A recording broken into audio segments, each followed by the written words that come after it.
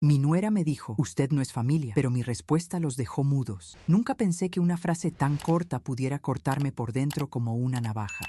Lo dijo con una calma que me heló la sangre, sin gritar, sin necesitar reforzar el golpe. Usted no es familia. Y yo ahí, con el delantal puesto, la cuchara de madera en la mano, el vapor del guiso empañando los lentes y un vacío que no sentía desde que me quedé viuda. Me quedé mirando la olla como si el hervor pudiera contestarme algo. No lo hizo. El silencio me contestó a mí. Para entender por qué esa frase me partió, tengo que retroceder un poco. Mi nombre es Estela, tengo 58 años y hace 3 años me mudé a la casa de mi hijo mayor, Daniel, para ayudar. Así lo pusimos todos. Ayudar mientras ellos se acomodaban, ayudar con los niños, ayudar con la casa durante la pandemia y el cambio de trabajo de él. Ayudar. Una palabra generosa que esconde otros costos. El de posponer la propia vida, el de hacerse pequeña, el de tragarse los comentarios sin mala intención. Al principio fue sencillo. Daniel es buen hijo, trabajador, siempre fue atento conmigo. Su esposa, Laura, bueno, la primera vez que la vi me pareció una mujer correcta, algo reservada, muy de su mundo. No era mala, pensé, solo distante. Me repetía, dale tiempo, Estela, es la esposa, es joven, es otra generación. Yo me adaptaba como quien aprende a caminar con zapatos que aprietan. Uno se acostumbra, total, ya se ablandan. La casa era de ellos, claro. Yo solo ocupaba una habitación que antes era estudio, una cama sencilla, un ropero, un cajón donde guardaba las fotos de su padre. Me bastaba. Me levantaba temprano, preparaba el desayuno, llevaba a Sofía al kinder, hacía las compras, cocinaba, dejaba todo ordenado. Era un ritmo amable, una rutina de esas que te envuelven y te hacen creer que así está bien. Y en los ratos muertos me gustaba sentarme en el patio, con mi mate, mirando las plantas que yo misma fui rescatando de la sombra. Pequeñas alegrías que una riega sin avisar. A veces Laura me hacía comentarios que me dolían, pero me los guardaba. Señora Estela, por favor no use el aceite caro. Señora Estela, recuerde que Daniel prefiere la carne más jugosa. Señora Estela, los niños no deben comer tanta fruta antes de la cena. Señora Estela, así me llamaba, aunque ya llevábamos 2 años bajo el mismo techo. Yo contestaba, sí, claro, como usted diga, y al rato me iba al cuarto a cerrar la puerta y respirar. ¿Por qué no me llamaba por mi nombre? ¿Por qué yo, que había parido y criado a su marido, tenía que caminar en puntas de pie por su cocina? Ese domingo todo parecía ir en calma. Daniel había prometido llegar temprano de un turno extra y Laura invitó a sus padres a almorzar. Yo me levanté con ganas, preparé mis empanadas de siempre, esas que a Daniel le sabían a infancia, y un guiso de lentejas que calentaba el cuerpo y el alma. Sofía se subió a una silla para ayudarme a cortar zanahorias. Abu, ¿te puedo contar un secreto? Susurró con esa solemnidad que solo tienen los niños. Cuando grande quiero vivir contigo. Me reí, la besé en la frente y le dije que siempre tendría un lugar en mi corazón. No imaginaba que esa frase se me clavaría después, como una pregunta sin respuesta. A media mañana, Laura bajó impecable, perfumada, hermosa. No puedo negarlo. Cuida cada detalle. Y en eso la admiro. Miró la cocina, miró las ollas, frunció apenas la nariz y comentó con una sonrisa tensa. Huele intenso. Yo me apuré a abrir la ventana. Es el guiso. Va a quedar rico, dije. A mi mamá no le gustan los olores fuertes, respondió. Trataré de ventilar bien, agregué, con la cucharón temblándome un poco. Gracias, señora Estela. Otra vez ese muro. Los padres de Laura llegaron con una torta de pastelería y un ramo de flores. Saludaron correctos. Yo me ocupé de poner agua, preparar café, que se sintieran cómodos. Daniel todavía no aparecía. Hice tiempo con conversaciones cortas. Sí, han crecido mucho los niños. No, todavía no hace tanto calor. Pequeños temas que flotaban sin sentido. Cuando Daniel finalmente llegó, todos lo recibieron con sonrisas. Laura se acercó, lo abrazó delante de todos y le dijo, amor, tu mamá hizo guiso. Daniel sonrió. Perfecto. Hace 1000 años no como uno de esos. Ella contestó bajito, pero lo suficiente para que yo oyera. Ya verás si te gusta. Yo le hubiera puesto menos condimento. Y yo fingí no escuchar. Durante el almuerzo traté de mantenerme al margen. Serví, retiré, volví a servir. Laura hablaba con su madre sobre el nuevo colegio de Sofía, sobre los cursos, sobre lo mucho que costaba todo. Yo asentía desde lejos. ¿Y tú, Estela? ¿Sigues sin trabajar? Preguntó el padre de Laura con un tono amable, pero condescendiente. No, ya no. Me dedico a cuidar de la casa y de los niños. Ah, claro. Una gran ayuda para todos, dijo, levantando las cejas. Laura bajó la mirada, incómoda. Daniel me sonrió, pero sentí que algo se quebraba entre nosotros. No sé si fue orgullo o pena. Cuando terminamos de comer, me levanté para lavar los platos. Desde la cocina escuché cómo Laura comentaba algo en voz baja. Mi mamá dice que deberíamos contratar a alguien para que ayude. Así mi suegra puede descansar más. Todos rieron, pero había una ironía en el tono, un filo. Fue ahí cuando se acercó. Laura Laura entró a la cocina con la torta en la mano. Me miró fija y dijo despacio: Estela, deje eso. No se preocupe. Usted no es familia, es invitada. El tiempo se detuvo. Sentí que el aire se volvía pesado, que las palabras rebotaban en las paredes. Usted no es familia. Cada sílaba se me clavó como un dardo. La miré sin poder hablar. Ella giró y se fue, con su cabello perfectamente recogido, con esa elegancia que solo usan los que creen tener razón. No lloré, no ese día. Terminé de lavar, guardé los platos y subí a mi cuarto. En el espejo me vi con el delantal todavía